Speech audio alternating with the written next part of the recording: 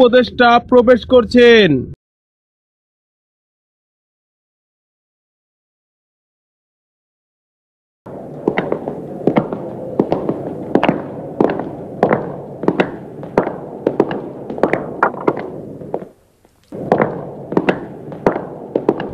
দরুদ জনাব মোট্রাল। সালাম জনাব থিওডোর। হোশ আমদের জনাব মোট্রান, তোমার আগমনে রাজ দরবার আলোকিত হলো। তো এসো এসো এসো এসো, বসো বসো। তো গির্জার কি অবস্থা আমাকে বলো তো।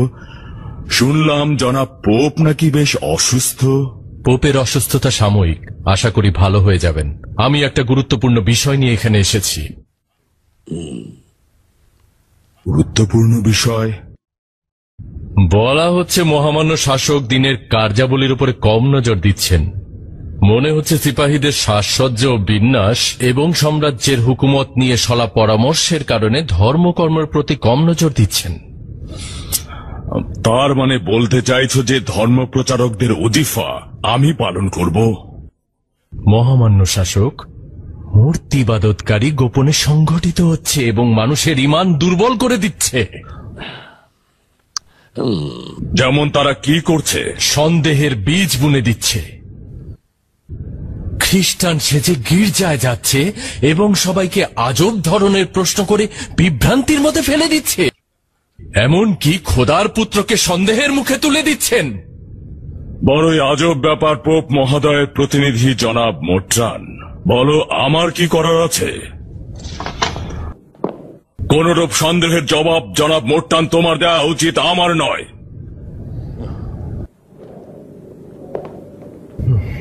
আমি খবর পৌঁছে দেওয়ার প্রতিনিধি মাত্র। জনাব পোপ সরাসরি আদেশ দিয়েছেন যেন রাষ্ট্রের পক্ষ থেকে পুরোপুরি পদক্ষেপ নেওয়া হয়।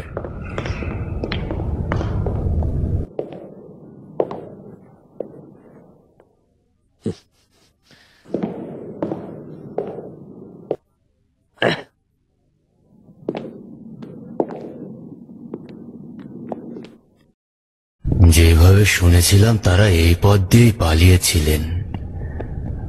মাথার দিকে খেয়াল রেখো। এই জায়গাটা এখনো অনেক পরিষ্কার। আমি সব সময় এই জায়গাটা পরিষ্কার পরিচ্ছন্ন রাখি। হয়তো বিশ্বাস করবে না, এই জায়গাটা আমি মাঝে মাঝে হেঁটে বেড়াই। অদ্ভুত এক অনুভূতি কাজ করে। অদ্ভুত? তার মানে তারা এই সুড়ঙ্গ পথ দিয়ে পালিয়ে গিয়েছিল। আচ্ছা, ওই সময় এই সুড়ঙ্গ পথ আসলে কি কাজে ব্যবহার হতো? প্রকৃতপক্ষে কোনো বিপদ আপদে ব্যবহার করার জন্যই এই সুড়ঙ্গটা বানানো হয়েছিল।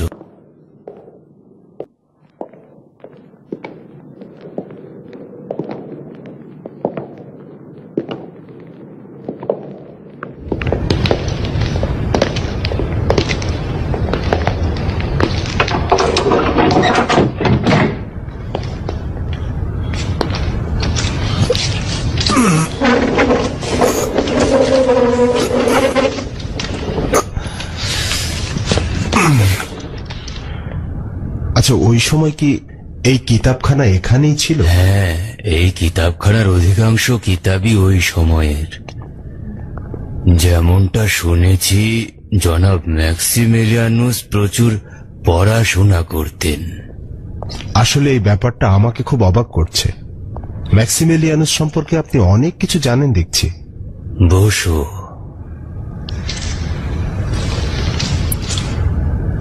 তার একজন গোলাম ছিল যার নাম ছিল গালুস। সে ম্যাক্সিমিলিয়ানুসকে খুব পছন্দ করত। সেই পরবর্তী প্রজন্মের কাছে ম্যাক্সিমিলিয়ানুস সম্পর্কে বর্ণনা করেছেন। তার মানে বংশ পরম্পরায় এই ইতিহাস সবাই জানে।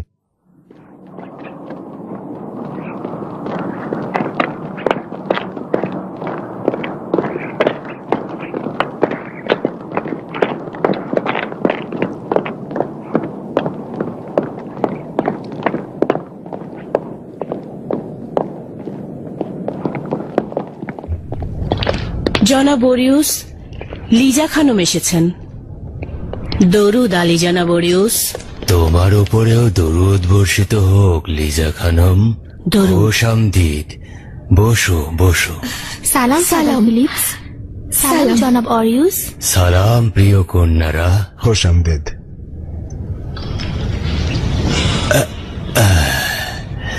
লিজা খানম আমাদের নিকট আত্মীয়। আমি ওনাকে ওনার কন্যাদের সাথে গির্জায় দেখেছি। সত্যি বলতে কি, আমার আমার মনে হচ্ছে আমার কন্যারা আর মুমিন বান্দা নয়। আপনি হঠাৎ এভাবে কেন ভাবছেন লিজা খানম? জানেন, জিন্দেগিতে এখন পর্যন্ত এমন পেরেশান হইনি। হে মরিয়াম মুকাদ্দেস, তুমি সাহায্য করো। কি হয়েছে লিজা? তুমি খুব পেরেশানিতে মনে হচ্ছে। আমি আমার কন্যাদের ছোটবেলা থেকে সবার সঙ্গে মিশতে দেইনি, এমনকি ঈসা মসির আদর্শে বড় করেছি তাদের, কিন্তু শেষমেশ যা হলো কিভাবে বলবো। এখন যেসব কথাবার্তা তারা বলে তার মধ্যে কুফরি মিশ্রিত রয়েছে। অথবা এমনও হতে পারে যে আমি এইসব চিন্তা করছি, সেজন্য আমি এখানে এসেছি। আপনারা আমাকে সাহায্য করুন। কি হয়েছে কন্যারা আমার? এসো, এখানে বসো। হ্যাঁ, এবার বলো শুনি তোমাদের কি হয়েছে। আমি কিছুই বলিনি ফাদার। আমার বান্ধবী আমার কাছে যা সওয়াল করেছে, আম্মাজানকে তাই জিজ্ঞেস করেছি। এতেই তিনি অসন্তুষ্ট হয়েছেন। আমার বোন খেলার সময় তার বান্ধবীর দ্বারা আঘাত পায়। ও তখন তাকে বলে, তোমার এই আচরণের জন্য খোদাতালা তোমাকে জাহান্নামে নিয়ে যাবে। কিন্তু মেয়েটি এর জবাবে বলে, জান্নাত কোথায়, জাহান্নাম কোথায়, এগুলো সব মিথ্যে। আমরা ঠিক এই কথাগুলোই আম্মাজানকে বলেছিলাম। এছাড়া আমরা আর কিছুই বলিনি। আমাকে জিজ্ঞেস করে যে কিভাবে বুঝবো এই দুনিয়ার পরেও আরেক দুনিয়া আছে, কিভাবে বুঝবো যে এই মৃত্যুর পরেও আবার জিন্দা হব। আসলে কি কেউ দেখেছে যে মৃত ব্যক্তি আবার জিন্দা হয়েছে? ব্যাপারটা গুরুতর। এই সন্দেহ বাচ্চাদের মধ্যে বিভ্রান্তি ছড়িয়ে দিচ্ছে জনাব অরিউস। মায়েরা শোনো, আমাদের মাওলা হযরত ঈসা মসীহ মৃতদেরকে জিন্দা করেছেন। লোকজন তা দেখেছে। সম্ভবত তোমাদের জন্য বিশ্বাস করা কঠিন হবে।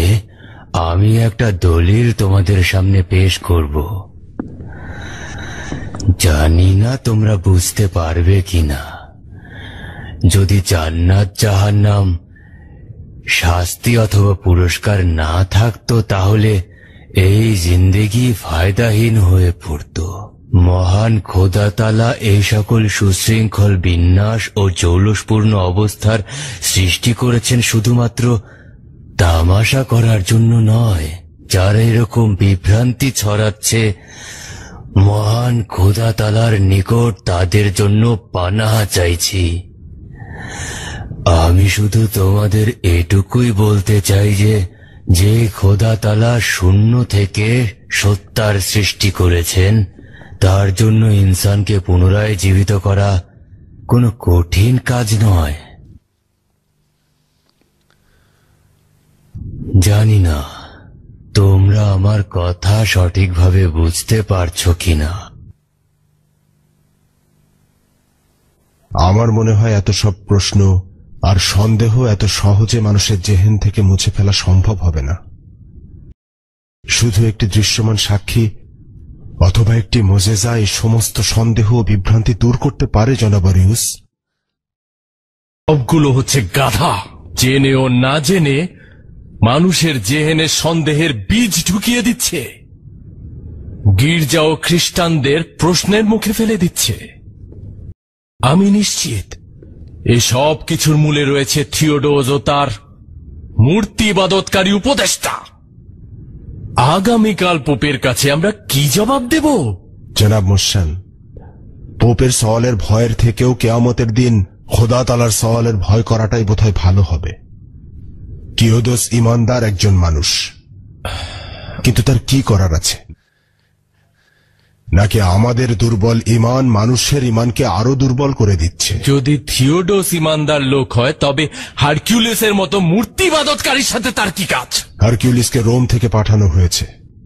তিনি সেনাবাহিনীর প্রধান। থিওডোস তো তাকে নির্বাচিত করেনি। বড়ই আজব ব্যাপার। বুঝতে পারছি না ফাদার ফিলিপস কেন থিওডোসের পক্ষ নিচ্ছেন। এমন নয় তো যে? এমন না তো আবার কি? অন্যের ঘাড়ে দোষ চাপানোর চেয়ে উচিত কাজ হচ্ছে নিজেরা কিছু ভেবে বের করা। এখন পর্যন্ত কয়টি মানুষের দৃষ্টিভঙ্গি তোমরা ফেরানোর চেষ্টা করেছ? আর তুমি বা কতজন মানুষের সওয়ালের জবাব নরম ও মোলায়েম ভাবে দিয়েছ? তুমি এখন পর্যন্ত কয়টি প্রশ্নের উত্তর জানো? আর কতজনের প্রশ্নের সঠিক উত্তর দিয়েছ? তুমি এবং আমরাও কি আখিরাত সম্পর্কে সকল সওয়ালের জবাব জানি? আমাদের মধ্যেও কি আখিরাত নিয়ে অনেক সওয়াল তৈরি হয় না?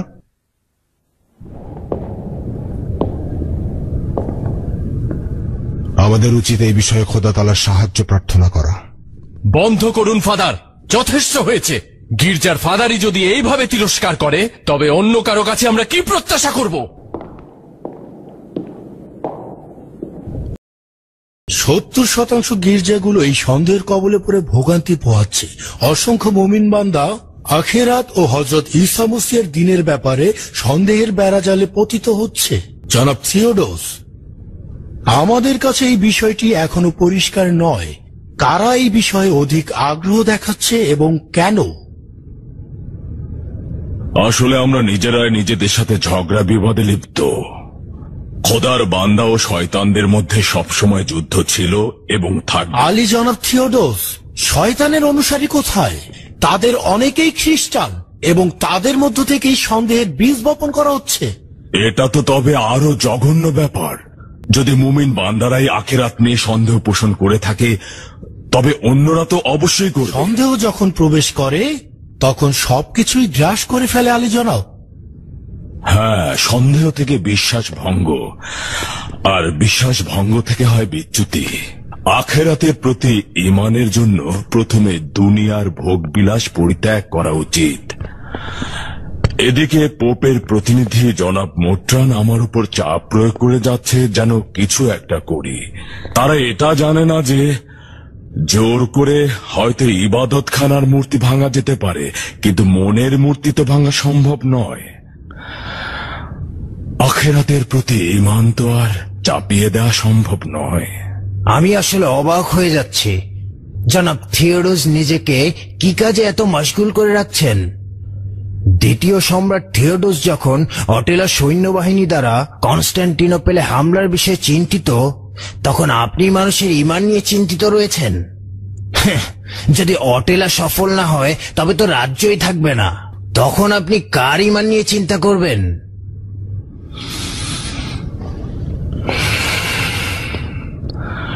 জনাব হারকিউলিস যখন যুদ্ধ, সৈন্যবাহিনী প্রেরণ এবং এই সংক্রান্ত বিষয়াবলী নিয়ে আলোচনা হবে তখনই কেবল তোমার মতামত দেবে। এখন যাও।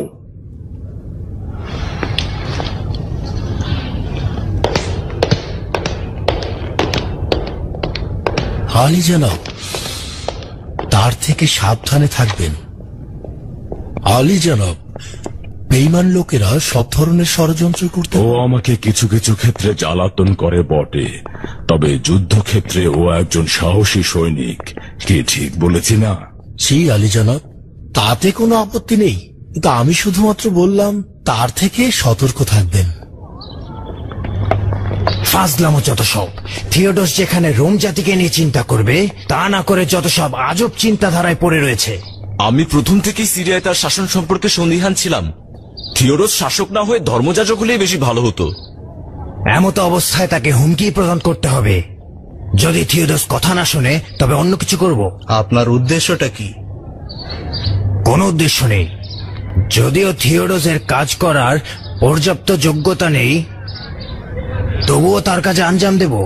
কিভাবে বুঝলেন যে থিওডোসের কাজ করার পর্যাপ্ত যোগ্যতা নেই? আর সম্রাটও কি এমনটাই মনে করেন যে জনাব থিওডোস একজন অযোগ্য শাসক? আমাদের সম্রাট ধর্মে বিশ্বাস করেন না, কিন্তু থিওডোস তো ধর্মে বিশ্বাস করেন। আমি মনে করি এই কথাগুলো একদম ভিত্তিহীন। এখন পর্যন্ত থিওডোসের যোগ্যতা নিয়ে কেউ প্রশ্ন তোলেনি। এইসব কথা বলে লাভ নেই। আমি শুধু বলছি থিওডোসের মাথায় যে চিন্তাগুলো নেই সেগুলো নিয়ে আমরা চিন্তা করব। আচ্ছা,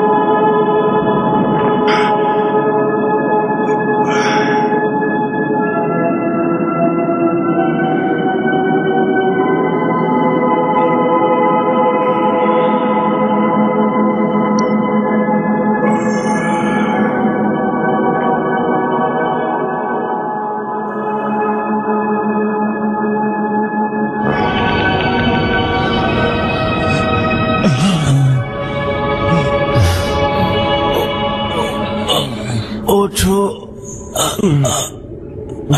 জনাব তেলমিখা,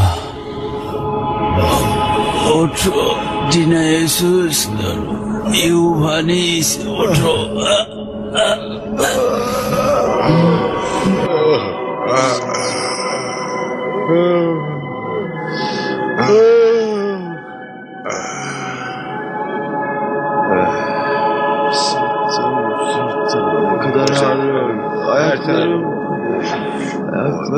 Kolumu kaldıramıyorum.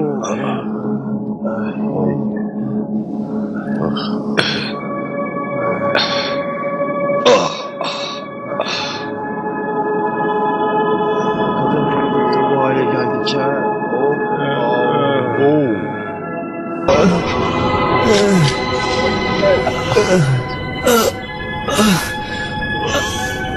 আমি কিভাবে এরকম হলাম?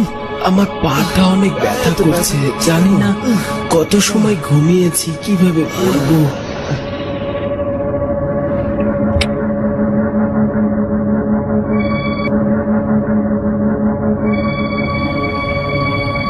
অ্যান্থনিয়াস, অ্যান্থনিয়াস, বাইরে দেখো। জানি না আমার পাগুলো নড়াচড়া করাতে পারছি না কেন।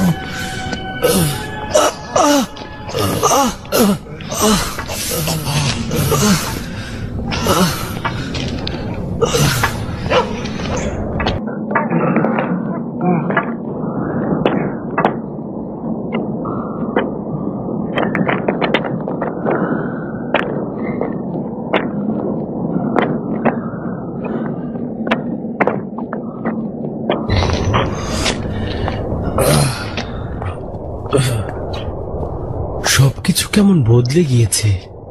এই পাথরগুলো দেখো।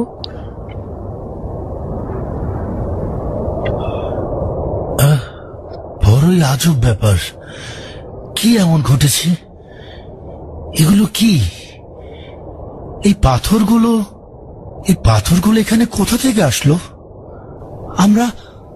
আমরা যখন এসেছিলাম তখন তো ছিল না।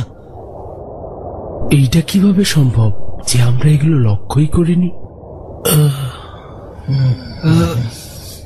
চলো ভেতরে যাই, সবাইকে গিয়ে বলি।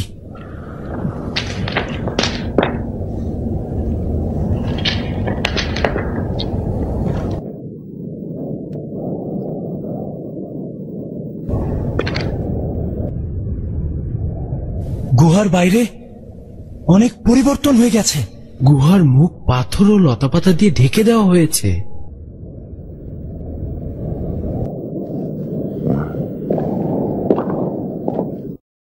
ঘুমাসনি তিমিত্রিয়?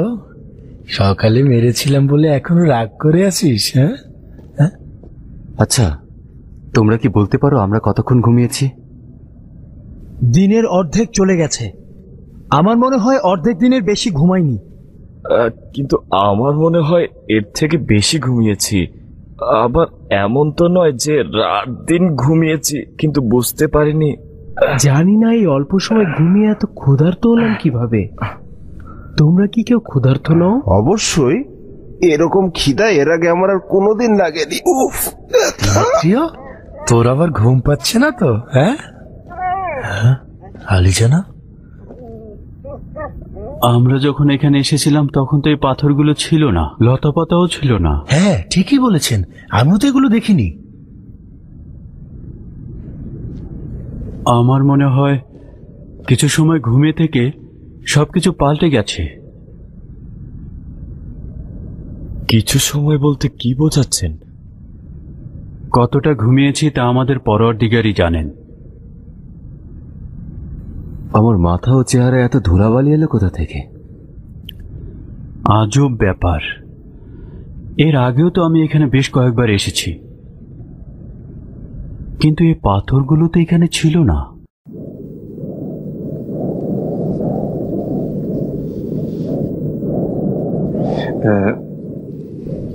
বন্ধুরা, আমরা এখন কি করে আমাদের ক্ষুধা মেটাবো? আফসোস, যদি সাথে করে আর একটু বেশি খাবার নিয়ে আসতাম। এখন এখান থেকে বাইরে বের হওয়া বিপজ্জনক। আমি যাচ্ছি, গ্রাম থেকে কিছুটা খাবার নিয়ে আসি। তুমি যাবে? ঠিক আছে, খুবই ভালো কথা, যাও, কিন্তু একটু সাবধানে যাবে। যাও।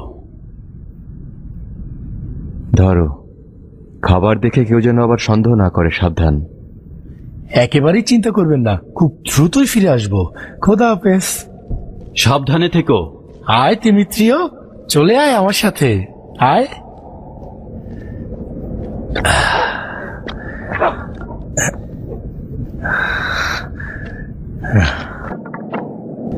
আয়,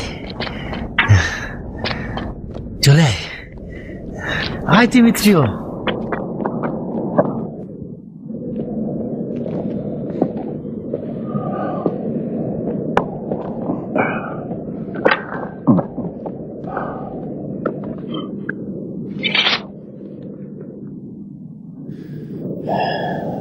আমার কেন জানি পেরেশানি লাগছে।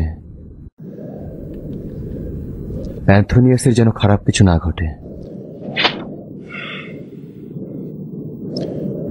তোমার চিন্তা অযথা নয়। আমি সবকিছুই অন্যরকম দেখতে পাচ্ছি। আশা করছি ও যেন কোনো বিপদে না পড়ে। বন্ধুরা, ও ফিরে না আসা পর্যন্ত আমাদের অপেক্ষা করা উচিত। Hi Dmitry.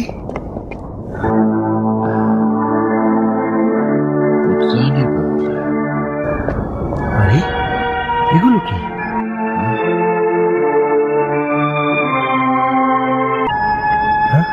কাউকেই তো দেখতে পাচ্ছি না। এগুলো ধ্বংস হয়ে গেল কিভাবে? এক রাতে সব ধ্বংস হয়ে গেল। কোথাও কেউ দেখছি।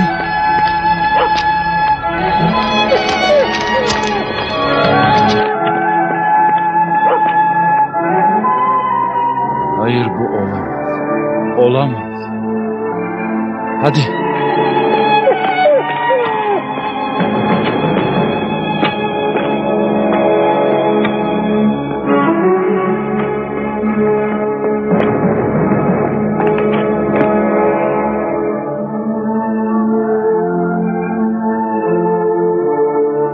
কাউকে তো দেখতে পাচ্ছি না।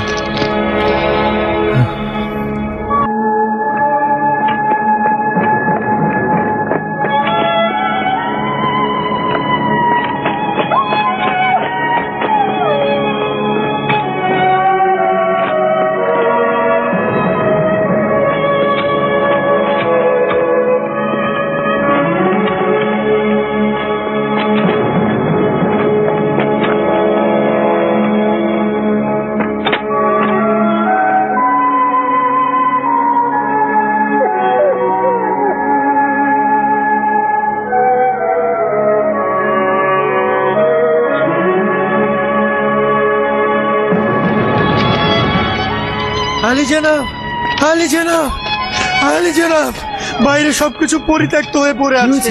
রাগিম গ্রাম ধ্বংস হয়ে গেছে। আমি সত্যি বলছি। তুমি এগুলো কি বলছো? আমি নিজের চোখে দেখে এসেছি, বিশ্বাস করুন। মানে চলো তো একটু বাইরে দেখে আসি।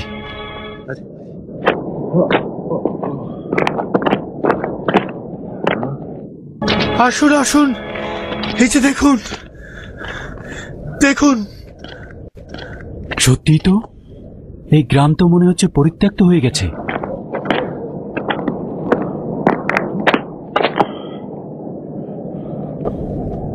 ওখানে তো কাউকেই দেখা যাচ্ছে না। আসলে তো গ্রামটা একেবারেই ধ্বংস হয়ে গিয়েছে। আমি একেবারে কাছে থেকে দেখে এসেছি, সেখানে কেউ নেই। মনে হচ্ছে শহরের রূপটাই পড়ে রয়েছে, একটি বাড়িঘরও ভালো নেই, সব ধ্বংস হয়ে গেছে। কি ব্যাপার, কি এমন ঘটলো? কারা এই কাজটা করলো? কোথা থেকে জানবো? হয়তো ডিওক্লেটিয়ানুসের সিপাহীদেরই কাজ হবে। কিন্তু ওরা তা কেন করবে? সম্ভবত আমাদের খুঁজতেই ওরা এখানে এসেছিল, এবং আমাদের কোনো নিশানা না পেয়ে সবাইকে নির্যাতন করে বাড়িগুলো ধ্বংস করে দিয়েছে। আমরা এখানে না আসলে ওদের আর এই অবস্থা হতো না। অন্য কিছু ঘটে থাকতে পারে, কিন্তু কি ঘটেছে একমাত্র খোদা তাআলাই জানে। কিছুই বুঝতে পারছি না।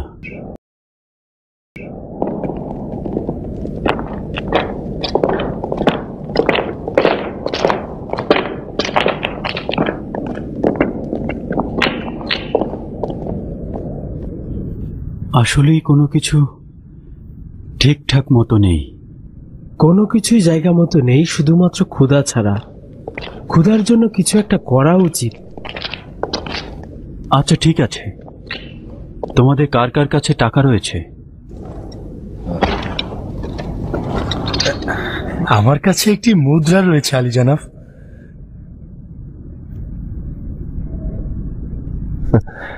আমরা যে কজন আছি তার মধ্যে অ্যান্থোনিয়াসই তো দেখছি সবচেয়ে বেশি ধনী। আচ্ছা, কোথা থেকে খাবার সংগ্রহ করবেন? ফিলাডেলফিয়া কোলাহলপূর্ণ শহর। এই শহরে ঢুকে খাবার সংগ্রহ করে ফিরে আসা সম্ভব, কিন্তু এটা খুব বিপজ্জনক কাজ।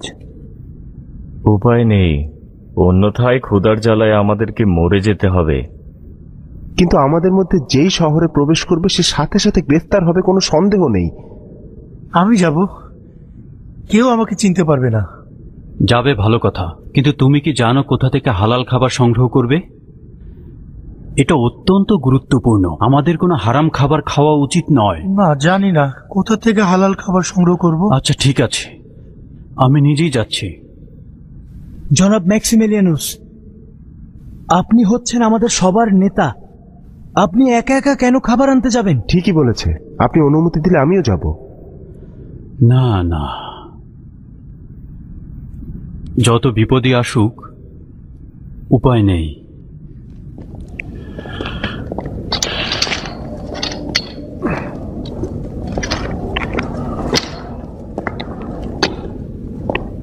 একটু সাবধানে থাকবেন যেন আপনাকে চিনতে না পারে।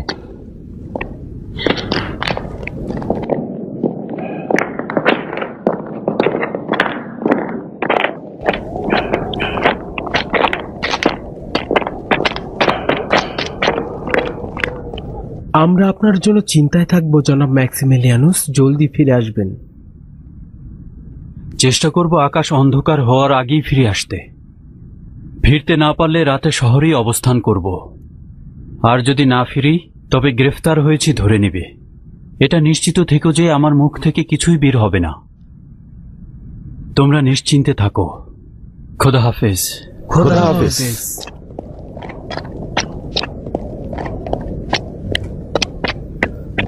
খোদা তাআলা যেন নিজ হাতে আপনাকে রক্ষা করে। খোদা তাআলা আপনাকে হেফাজত করুক। আফসোস যদি তার জায়গায় আমরা কেউ শহরে যেতে পারতাম। জনাব ম্যাক্সিমিলিয়ানুস, খোদা হাফেজ।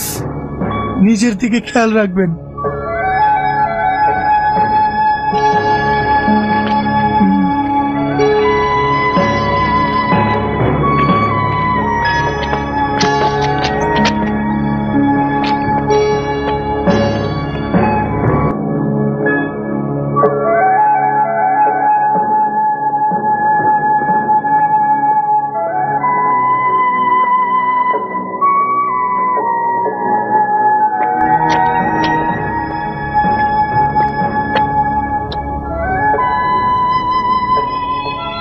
এই কবরটি কার?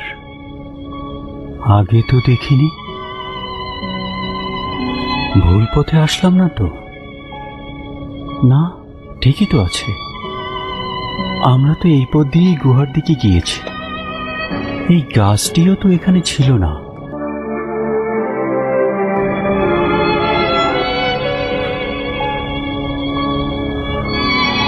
হে খোদা, তোমার নিকট পানাহ চাইছি।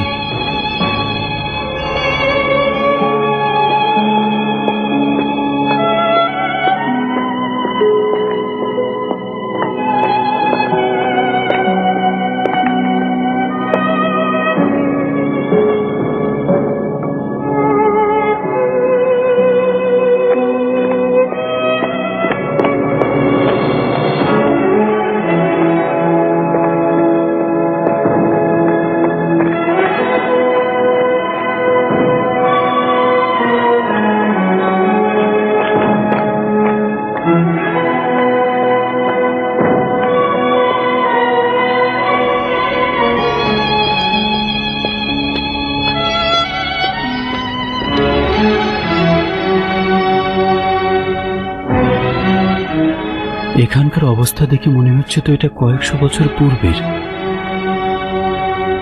এক রাতে এমন হওয়া সম্ভব নয়।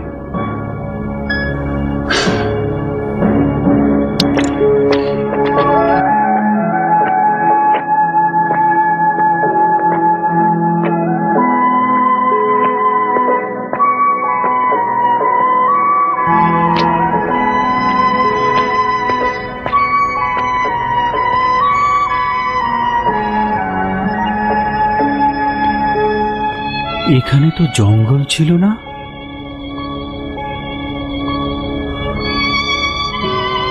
এই গাছগুলো কবে জন্মালো? আসার সময় তো এখানে গাছ ছিল না।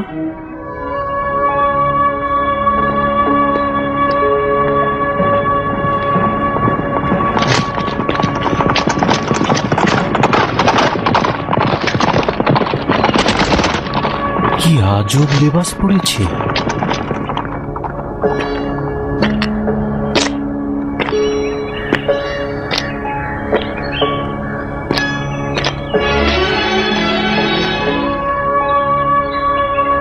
নড়াচড়া কর, হচ্ছে না, নড়াচড়া কর, আয় চল, নড়াচড়া কর।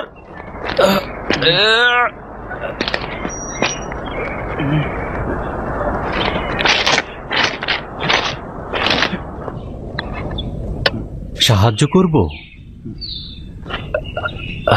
খোদা তাআলা তোমাকে কল্যাণ দান করুক।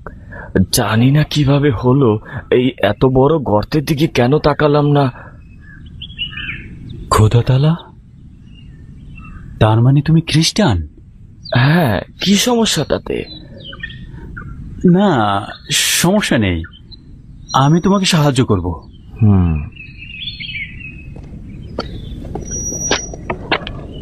সামনে যাও, লাগামটি টেনে ধরো।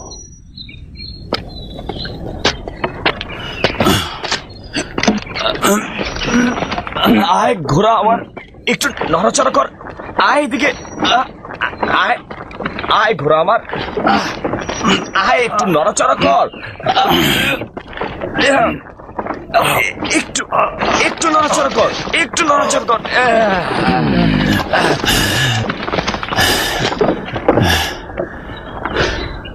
তোমার সাহায্যের জন্য তোমাকে শুকরিয়া। কোনো ধন্যবাদের প্রয়োজন নেই, দিনী ভাইকে সাহায্য করা আমার কর্তব্য। খোদা হাফেজ। খোদা তোমার হেফাজত করুক।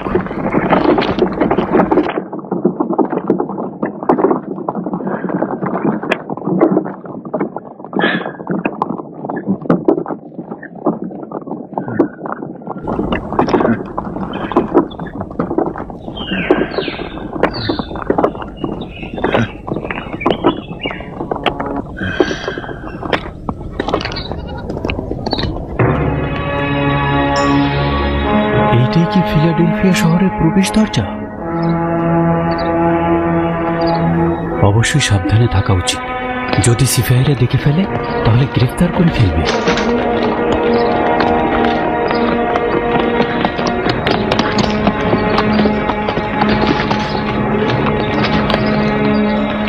এখানে এই গাছ,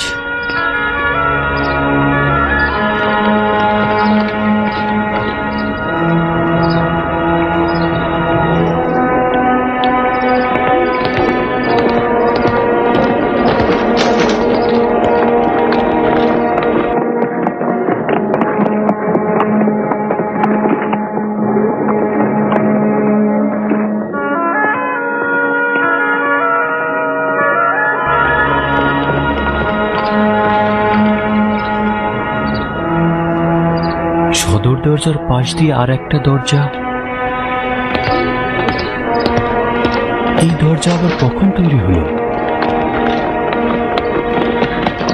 একদিন পূর্বেও তো এই দরজাগুলো ছিল না। হে খোদা, সাহায্য করুন।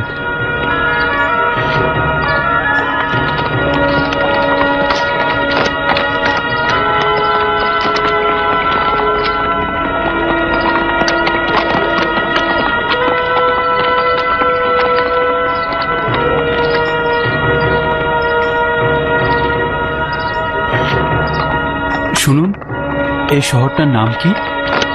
আপাতমস্তক দেখে মনে হচ্ছে তো এই শহরে নতুন এসেছো। এটা ফিলাডেলফিয়া, ফিলাডেলফিয়া শহর। ফিলাডেলফিয়া? এই শহরটা এত বড় ছিল না। এখানে জানুসের ইবাদতখানা থাকার কথা ছিল। কিছুই বুঝতে পারছি না।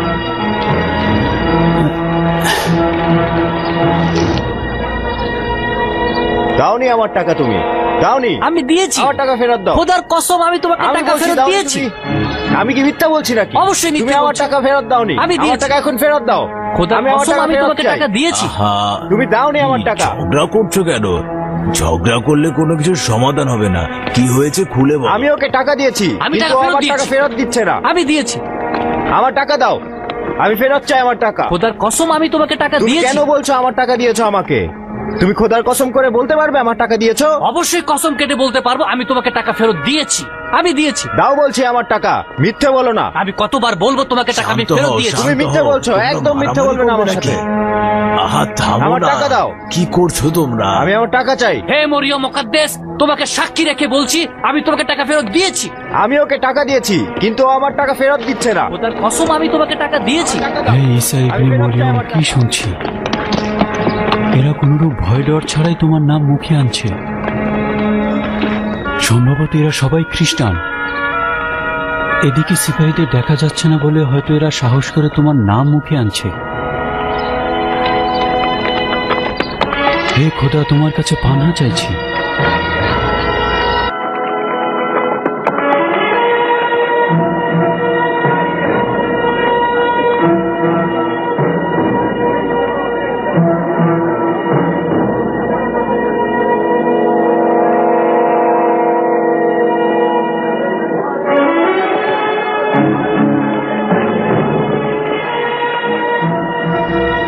আমরা তো তোমার খোদার কোনো কুদরত দেখিনি।